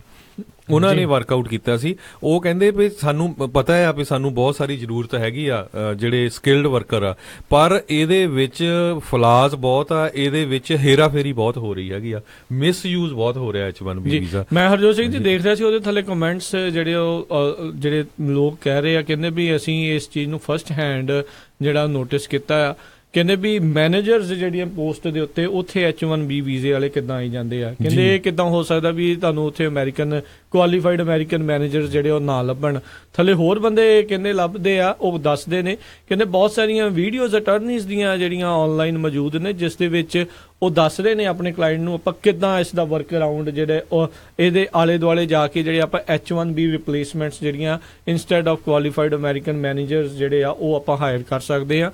ਸੋ ਜਿਹੜੀਆਂ ਕੰਪਨੀਆਂ ਉਹਨਾਂ ਨੂੰ ਸਿਰਫ ਮੁਨਾਫੇ ਦੇ ਨਾਲ ਮਤਲਬ ਆ, ਕਿੰਨੇ ਉਹਨਾਂ ਦੇ ਡਾਲਰ ਲੱਗ ਰਹੇ ਆ, ਕਿੱਦਾਂ ਜਿਹੜੇ ਉਹ ਆਪਣੇ ਪੈਸੇ ਜਿਹੜੇ ਡਾਲਰ ਆ ਉਹ ਬਚਾ ਸਕਦੇ ਆ, ਇਸ ਕਰਕੇ ਜਿਹੜਾ ਉਹ ਕੀਤਾ ਜਾ ਰਿਹਾ ਆ। ਤੇ ਇੱਕ ਮੇਜਰ ਕਾਰਨ ਹਰਜੋਤ ਸਿੰਘ ਜੀ ਇਸ ਦੇ ਪਿੱਛੇ ਓਵਰਹਾਲ ਕਰਨ ਦਾ ਜਿਹੜਾ H1B ਵੀਜ਼ੇ ਨੂੰ ਲੈ ਕੇ ਆ, H1B ਵੀਜ਼ਾ ਫਰਾਡ ਬਹੁਤ ਜ਼ਿਆਦਾ ਹੁੰਦਾ, ਬਹੁਤ ਜ਼ਿਆਦਾ ਜਿਹੜਾ H1B ਵੀਜ਼ਾ ਫਰਾਡ ਜਿਹੜਾ ਹੋ ਰਿਹਾ ਆ, ਜਿਸ ਕਰਕੇ ਇਹ ਕਹਿ ਰਹੇ ਨੇ ਵੀ ਇਹ ਜਿਹੜਾ H1B ਵੀਜ਼ਾ ਐਕਸਟੈਂਸ਼ਨਸ ਆ ਉਸ ਦੇ ਵਿੱਚ ਜਿਹੜੀ ਸਖਤੀ ਜਿਹੜੀ ਕਰਨ ਜਾ ਰਹੇ ਆ। ਜੀ ਬਿਲਕੁਲ, ਆਪਾਂ ਦੇਖਿਆ ਆ ਸਾਡੇ ਨਾਲ ਵੀ ਬਹੁਤ ਸਾਰੇ ਜਿਹੜੇ ਸਟੂਡੈਂਟਸ ਕੰਮ ਕਰਦੇ ਰਹੇ ਪੰਜਾਬੀ ਰੇਡੀਓ USA ਤੇ, ਉਹ ਕੰਪਨੀਆਂ 'ਚ ਵੀ ਕਰਦੇ ਆ ਵੀ ਕਿਸ ਤਰ੍ਹਾਂ ਜਿਹੜੇ ਇੰਡੀਆ ਤੋਂ ਕਈ ਵਾਰ ਝੂਠੇ ਐਕਸਪੀਰੀਅੰਸ ਸ਼ੋ ਕਰਕੇ ਜਿੱਦਾਂ ਉੱਥੋਂ ਸਿੱਧੇ ਲਿਆਉਂਦੇ ਆ। ਸੋ ਜਿਹੜੇ ਸਟੂਡੈਂਟਸ ਆ ਜਿਨ੍ਹਾਂ ਨੇ ਇੱਥੋਂ ਡਿਗਰੀ ਕੀਤੀ ਆ ਉਹਨਾਂ ਨੂੰ ਤਾਂ ਬਿਲਕੁਲ ਰੱਖਣਾ ਚਾਹੀਦਾ, ਕਿਉਂਕਿ ਉਹ ਇੱਥੇ ਦੇ ਗ੍ਰੈਜੂਏਟ ਆ, ਚਾਹੇ ਉਹਨਾਂ ਨੇ ਬੈਚਲਰ ਕੀਤੀ ਜਾਂ ਮਾਸਟਰ ਕੀਤੀ। ਜਿਹੜੇ ਇੱਥੇ ਕਦੇ ਯੂਨੀਵਰਸਿਟੀ ਗਏ ਨਹੀਂ, ਸਿੱਧੇ ਇੰਡੀਆ ਤੋਂ ਐਕਸਪੀਰੀਅੰਸ ਬਣਾ ਕੇ ਇੰਡੀਆ ਤੇ ਹੀ ਉਹ ਟ੍ਰੇਨਿੰਗ ਲੈ ਕੇ ਲੈ ਆਉਂਦੇ ਆ, ਤੇ ਉਹ ਨੈਚੁਰਲੀ ਫਿਰ ਅਮਰੀਕਨ ਜੌਬਸ ਤਾਂ ਜਾਂਦੀਆਂ ਹੀ ਹੈਗੀਆਂ ਤੇ ਲੋਕਾਂ ਨੇ ਫਿਰ ਰੌਲਾ ਤਾਂ ਪਾਣਾ ਹੀ ਆ। ਪਰ ਓਵਰਆਲ ਜੇ ਦੇਖਿਆ ਜਾਵੇ, ਕਹਿੰਦੇ ਵੀ 2018 ਦੇ ਵਿੱਚ ਜਿਹੜੀ IT ਇੰਡਸਟਰੀ ਆ, ਖਾਸ ਕਰਕੇ ਜਿਹੜੇ ਇੰਡੀਅਨਸ ਜਿਹਦੇ ਵਿੱਚ ਇਨਵੋਲਵ ਆ, ਉਹਨਾਂ ਦੇ ਲਈ ਇਹ ਕਾਫੀ ਬੈਡ ਨਿਊਜ਼ ਹੈਗੀ ਆ। ਜੀ ਜੀ। ਤੇ ਅਗਲੀ ਆਪਾਂ ਹਰਜੋਤ ਸਿੰਘ ਜੀ ਗੱਲ ਕਰਦੇ ਹਾਂ, ਹੋਮਲੈਂਡ ਸਿਕਿਉਰਿਟੀ ਸੈਕਟਰੀ ਜਿਹੜੇ ਨੇ ਕ੍ਰਿਸਟਨ ਨੀਲਸਨ, ਉਹਨਾਂ ਨੇ ਅੱਜ ਜਿਹੜਾ ਬਿਆਨ ਇਹ ਦਿੱਤਾ ਹੈ ਇੰਟਰਵਿਊ ਦੇ ਵਿੱਚ, ਉਹਨਾਂ ਨੇ ਆਖਿਆ ਸੈਨ ਡਿਏਗੋ ਦੇ ਵਿੱਚ ਵੀ ਅਸੀਂ ਦੇਖਦੇ ਹਾਂ ਵੀ ਵੇਟ ਕਰਨੀ ਆ ਤੇ ਦੇਖਾਂਗੇ ਵੀ ਜਿਹੜਾ ਸਿਟੀਜ਼ਨਸ਼ਿਪ ਜਿਹੜੀ ਇਮੀਗ੍ਰੈਂਟਸ ਦੇ ਲਈ ਹੈਗੀ ਆ ਉਸ ਦੇ ਵਿੱਚ ਕੀ ਪਾਲਿਸੀ ਚੇਂਜਸ ਜਿਹੜੇ ਆ ਰਹੇ ਆ, ਖਾਸ ਕਰਕੇ ਜਿਹੜੇ ਯੰਗ ਜਿਹੜੇ ਨਿਆਣੇ ਇੱਥੇ ਹੈਗੇ ਨੇ, ਜਿਹੜੇ ਕਾਈਂਡ ਆਫ ਆਪਾਂ ਕਹਿ ਸਕਦੇ ਵੀ ਜਿਹੜੇ ਡਾਕਾ ਅੰਡਰ ਆ ਰਹੇ ਨੇ ਜਾਂ ਹੋਰ ਜਿਹੜੇ ਯੰਗਸਟਰਸ ਜਿਹੜੇ ਇੱਥੇ ਅਮਰੀਕਾ ਦੇ ਵਿੱਚ ਰਹਿ ਰਹੇ ਨੇ, ਤੇ ਉਹਨਾਂ ਦੇ ਲਈ ਪਾਥਵੇ ਕੀ ਹੋਊਗਾ ਸਿਟੀਜ਼ਨਸ਼ਿਪ ਦਾ। ਕਹਿੰਦੇ ਇੱਕ ਤਾਂ ਕਹਿੰਦੇ ਜਿਹੜੀਆਂ ਕਾਂਗਰਸ ਕਹਿੰਦੇ 3 ਵੱਖੋ ਵੱਖਰੇ ਆਪਸ਼ਨਸ ਜਿਹੜੀਆਂ ਉਹ ਇਸ ਟਾਈਮ ਦੇਖ ਰਹੀਆਂ, ਜਿਸ ਦੇ ਵਿੱਚ ਸਿਟੀਜ਼ਨਸ਼ਿਪ ਜਾਂ ਪਰਮਾਨੈਂਟ ਲੀਗਲ ਸਟੇਟਸ ਜਿਹੜੇ ਉਹਨਾਂ ਲੋਕਾਂ ਦੇ ਲਈ ਜਿਹੜੇ ਟੈਂਪਰੇਰੀ ਸ਼ੀਲਡਡ ਹੈਗੇ ਨੇ ਡੈਪੋਟੇਸ਼ਨ ਤੋਂ, ਜਿਹੜੇ ਡਾਕਾ ਅੰਡਰ ਕਾਈਂਡ ਆਫ ਜਿਹੜੇ ਉਹ ਆ ਰਹੇ ਨੇ, ਕੀ ਡਿਟੇਲਸ ਹੋਣਗੀਆਂ ਜਿਹੜੀ ਕੁਆਲੀਫਾਈਂਗ ਦੇ ਲਈ ਸਿਟੀਜ਼ਨਸ਼ਿਪ ਦੇ ਲਈ ਕਿੰਨੇ ਸਾਲ ਵੇਟ ਕਰਨਾ ਪਊਗਾ, ਕੀ ਹੋਰ ਰਿਕੁਆਇਰਮੈਂਟਸ ਆ, ਉਹ ਇਸ ਕਹਿੰਦੇ ਬਿੱਲ ਦੇ ਵਿੱਚ ਜਿਹੜਾ ਆ ਉਹ ਆ ਸਕਦਾ ਆ। ਸੋ ਕਹਿੰਦੇ ਅਸੀਂ ਵੇਟ ਕਰ ਰਹੇ ਹਾਂ ਤੇ ਇਸ ਲਈ ਅਜੇ ਅਸੀਂ ਆਪਣੇ ਪੱਧਰ ਦੇ ਉੱਤੇ ਕੋਈ ਇਸ ਨੂੰ ਲੈ ਕੇ ਜਿਹੜੀ ਕੋਈ ਖਾਸ ਗੱਲ ਨਹੀਂ ਕਰਦੇ ਪਏ, ਪਰ ਕਾਂਗਰਸ ਦੀ ਜਿਹੜੀ ਇਸ ਚੀਜ਼ ਨੂੰ ਲੈ ਕੇ ਜਿਹੜੀ ਉਹ ਵੇਟ ਹੈਗੀ ਆ ਵੀ ਉਹ ਡਾਕਾ ਵਾਲਿਆਂ ਦੇ ਲਈ ਜਿਹੜਾ ਖਾਸ ਕਰਕੇ ਆ ਉਹ ਕੀ ਕਰਨ ਜਾ ਰਹੇ ਆ।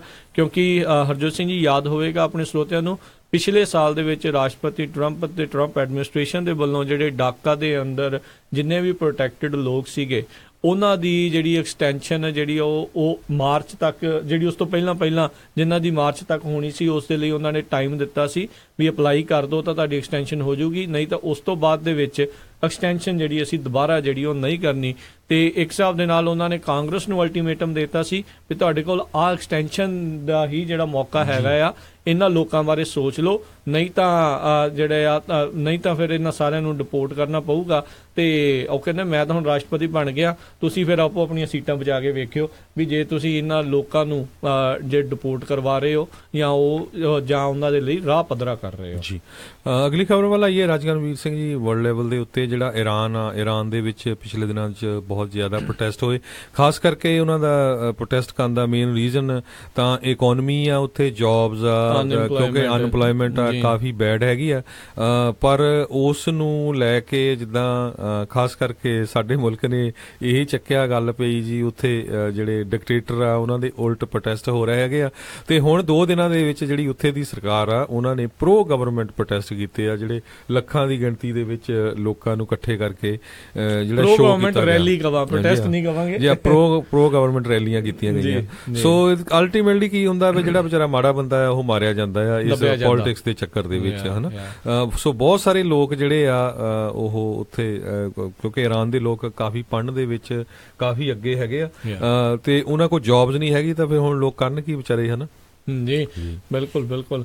ਉਧਰ ਜਿਹੜਾ ਮਿਡਲ ਈਸਟ ਦੇ ਵਿੱਚ ਹਰਜੋਤ ਸਿੰਘ ਜੀ, ਜਿਹੜਾ ਫੈਲਸਤੀਨ ਤੇ ਜਿਹੜਾ ਇਜ਼ਰਾਈਲ ਦੇ ਦਰਮਿਆਨ ਜਿਹੜੀ ਗੱਲਬਾਤ ਆ ਉਹ ਵੀ ਕਿਸੇ ਤਣ ਪੱਤਣ ਲੱਗਦੀ ਨਹੀਂ ਨਜ਼ਰ ਆ ਰਹੀ।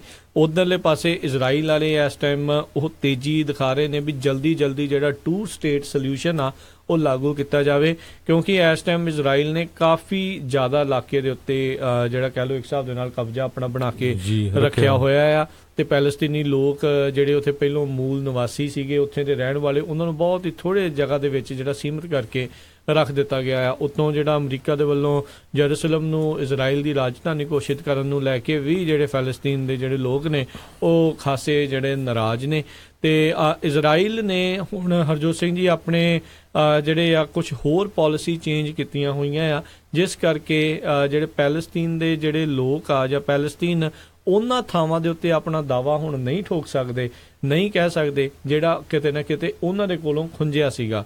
ਹੁਣ ਹੋਰ ਵੀ ਜ਼ਿਆਦਾ ਹਰਜੋਤ ਸਿੰਘ ਜੀ ਰੌਲਾ ਇਹ ਹੈਗਾ ਆ ਵੀ ਇਜ਼ਰਾਈਲ ਦੇ ਦੁਆਰਾ ਜਿਹੜੀਆਂ ਸੈਟਲਮੈਂਟਸ ਆ ਉਹ ਉਹਨਾਂ ਇਲਾਕਿਆਂ ਦੇ ਵਿੱਚ ਬਗੈਰ ਕਿਸੇ ਜਿਹੜੇ ਅਪਰੂਵਲ ਤੋਂ ਬਣਾਈਆਂ ਜਾ ਰਹੀਆਂ ਨੇ ਜਿੱਥੇ ਪੈਲਸਤੀਨ ਦਾ ਜਿਹੜਾ ਆ ਇਲਾਕਾ ਦੱਸਿਆ ਜਾਂਦਾ ਆ।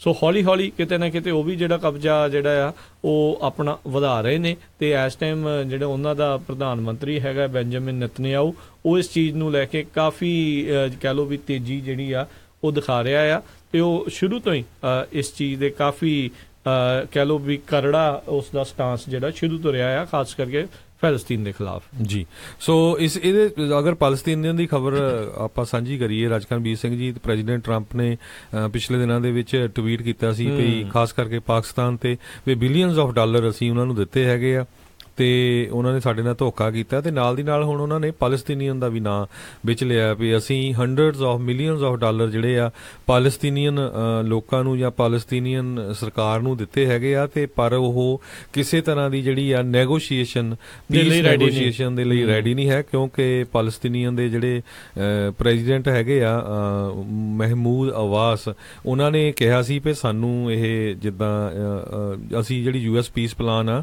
ਮਿਡਲ ਈਸਟ ਦੇ ਵਿੱਚ ਉਹਦੇ ਹੱਕ ਦੇ ਵਿੱਚ ਨਹੀਂ, ਕਿਉਂਕਿ ਜਿਹੜਾ ਜੈਰੂਸਲਮ ਆ ਹੁਣ ਉਹਨੂੰ ਉਹ USA ਨੇ ਕਿਹਾ ਵੀ ਉੱਥੇ ਦੀ ਕੈਪੀਟਲ ਹੋਊਗੀ ਜਾਂ ਅਸੀਂ ਅੰਬੈਸੀ ਉੱਥੇ ਬਣਾਉਣ ਜਾ ਰਹੇ ਆ, ਤੇ ਕਹਿੰਦੇ ਵੀ ਹੁਣ ਜਿਹੜੀ ਸਾਨੂੰ ਥ੍ਰੈਟ ਕੀਤੀ ਗਈ ਹੈਗੀ ਆ ਵੀ ਅਸੀਂ ਪੈਲਸਤੀਨੀਅਨ ਨੂੰ ਕਿਸੇ ਤਰ੍ਹਾਂ ਦੀ ਫਾਈਨੈਂਸ਼ੀਅਲ ਏਡ ਨਹੀਂ ਦੇਣੀ, ਇਹ ਬਲੈਕਮੇਲ ਕਰਨ ਵਾਲੀ ਗੱਲ ਹੈਗੀ ਆ। ਬਿਲਕੁਲ। ਬਾਕੀ ਦੇਖੋ ਹਰਜੋਤ ਸਿੰਘ ਜੀ, ਅਮਰੀਕਾ ਜੇ ਸੋਚਦਾ ਵੀ ਅਸੀਂ ਕੁਝ ਡਾਲਰ ਦੇ ਕੇ ਲੋਕਾਂ ਦੀ ਜਿਹੜੀ ਉੱਥੇ ਦੀ ਡਿਮਾਂਡ ਹੈਗੀ ਆ ਜਾਂ ਉਹਨਾਂ ਦਾ ਜਿਹੜਾ ਐਕਚੁਅਲ ਥਾਂ ਹੈਗਾ ਆ ਉਹ ਖਰੀਦ ਲਿਆ ਜਾਊਗਾ, ਤਾਂ ਆਈ ਥਿੰਕ ਸ਼ਾਇਦ ਇਸ ਸੋਚ ਦੇ ਵਿੱਚ ਇਹਨਾਂ ਨੂੰ ਵੀ ਤਬਦੀਲੀ ਕਰਨ ਦੀ ਜਿਹੜੀ ਕਿਤੇ ਨਾ ਕਿਤੇ ਜ਼ਰੂਰਤ ਹੈਗੀ ਆ, ਕਿਉਂਕਿ ਇਹ ਕੋਈ ਅੱਜ ਦੀ ਕੋਈ ਨਵੀਂ ਗੱਲ ਨਹੀਂ ਹੈਗੀ। ਬਹੁਤ ਲੰਮੇ ਸਮੇਂ ਤੋਂ, ਕਈ ਦਹਾਕਿਆਂ ਤੋਂ ਜਿਹੜਾ ਇਹ ਮਸਲਾ ਜਿਹੜਾ ਆ ਉਹ ਉਲਝਿਆ ਹੋਇਆ ਆ। ਸੋਲਿਊਸ਼ਨ ਜਿਹੜਾ ਇਸ ਦਾ ਕੀ ਆਊਗਾ ਇਹ ਤਾਂ ਆਉਣ ਵਾਲਾ ਜਿਹੜਾ ਸਮਾਂ ਹੀ ਜਿਹੜਾ ਉਹ ਦੱਸੂਗਾ। ਲੈਟਸ ਸੀ ਜਿਹੜਾ ਇਸ ਦੇ ਵਿੱਚ ਕੀ ਬਣਦਾ ਆ। ਜੀ ਸੋ ਇਸ ਸੰਬੰਧ ਦੇ ਵਿੱਚ ਜਿਹੜੀ ਪੈਲਸਤੀਨੀਅਨ PLO ਆ NAD, ਉਹਨਾਂ ਨੇ ਇਹ ਕਿਹਾ ਵੀ ਜਿਹੜੇ ਪੈਲਸਤੀਨੀਅਨ ਦੇ ਰਾਈਟ ਆ ਉਹ ਸੇਲ ਤੇ ਨਹੀਂ ਹੈਗੇ, ਭਈ ਤੁਸੀਂ ਜਿਹੜਾ USA ਨੇ ਰਿਕੋਗਨਾਈਜ਼ ਕੀਤਾ ਹੈਗਾ ਜੈਰੂਸਲਮ ਨੂੰ ਇਜ਼ਰਾਈਲ ਦੀ ਕੈਪੀਟਲ ਪ੍ਰੈਜ਼ੀਡੈਂਟ ਟਰੰਪ ਦੁਆਰਾ, ਇਸ ਨੇ ਇੰਟਰਨੈਸ਼ਨਲ ਲਾ ਜਿਹੜਾ ਆ ਉਹਨੂੰ ਵਾਇਲੇਟ ਕੀਤਾ ਹੈਗਾ ਆ, ਤੇ ਜਿਹੜਾ ਕਿ ਸਿੰਗਲ ਹੈਂਡਡਲੀ ਡਿਸਟਰੋਏ ਕਰ ਦੂਗਾ ਜਿਹੜਾ ਮੇਨ ਫਾਊਂਡੇਸ਼ਨ ਹੈਗਾ ਪੀਸ ਦਾ ਇਜ਼ਰਾਈਲ ਤੇ ਪੈਲਸਤੀਨੀਅਨ ਦੇ ਵਿੱਚ। ਜੀ ਜੀ।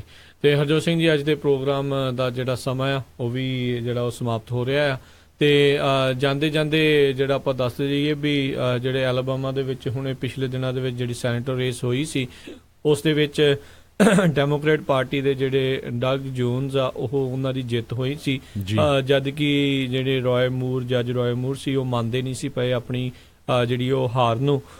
ਉਸ ਨੂੰ ਲੈ ਕੇ ਉਹਨਾਂ ਨੇ ਕੋਰਟ ਤੱਕ ਜਾਣ ਦੀ ਜਿਹੜੀ ਗੱਲ ਉਹ ਆਖੀ ਸੀ, ਪਰ ਉੱਥੋਂ ਦੇ ਜਿਹੜੇ ਸਕੱਤਰ ਨੇ ਉਸ ਸਟੇਟ ਦੇ, ਉਹਨਾਂ ਨੇ ਜਿਹੜਾ ਆ ਉਹਨਾਂ ਨੂੰ ਡਗ ਜੋਨਸ ਨੂੰ ਘੋਸ਼ਿਤ ਕਰ ਦਿੱਤਾ ਆ ਜੇਤੂ, ਜਿਹੜਾ ਉਹਨਾਂ ਨੂੰ ਘੋਸ਼ਿਤ ਕਰ ਦਿੱਤਾ ਆ। ਸੋ ਹੁਣ ਉਹ ਸੈਨੇਟਰ ਦੇ ਜਿਹੜੇ ਨਵੇਂ ਐਲਬਾਮਾ ਦੇ ਨਵੇਂ ਜਿਹੜੇ ਸੈਨੇਟਰ ਆ ਉਹ ਇਸ ਟਾਈਮ ਉਹ ਬਣ ਚੁੱਕੇ ਨੇ। ਜਲਦ ਹੀ ਕਹਿੰਦੇ ਆ ਵੀ ਉਹ ਸਹੁੰ ਵੀ ਜਿਹੜੀ ਆ ਉੱਥੇ ਦੀ ਉਹ ਚੱਕ ਲੈਣਗੇ, ਤੇ ਜਲਦ ਹੀ ਫਿਰ ਵਾਸ਼ਿੰਗਟਨ ਦੇ ਵਿੱਚ ਜਿਹੜੇ ਉਹ ਦਿਖਣਗੇ।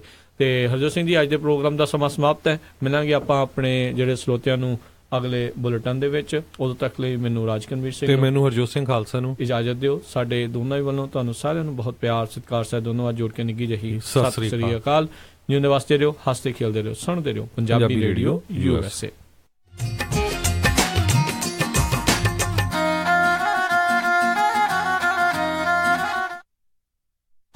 ਜੇਕਰ ਅਜੇ ਵੀ ਤੁਸੀਂ ਓਬਾਮਾ ਕੇਅਰ ਹੈਲਥ ਇੰਸ਼ੋਰੈਂਸ ਨਹੀਂ ਕਰਵਾਈ ਜਾਂ ਫਿਰ ਤੁਸੀਂ ਆਪਣੀ ਇੰਸ਼ੋਰੈਂਸ ਦੀ ਸਸਤੀ ਪਲਾਨ ਚੇਂਜ ਕਰਵਾਉਣਾ ਚਾਹੁੰਦੇ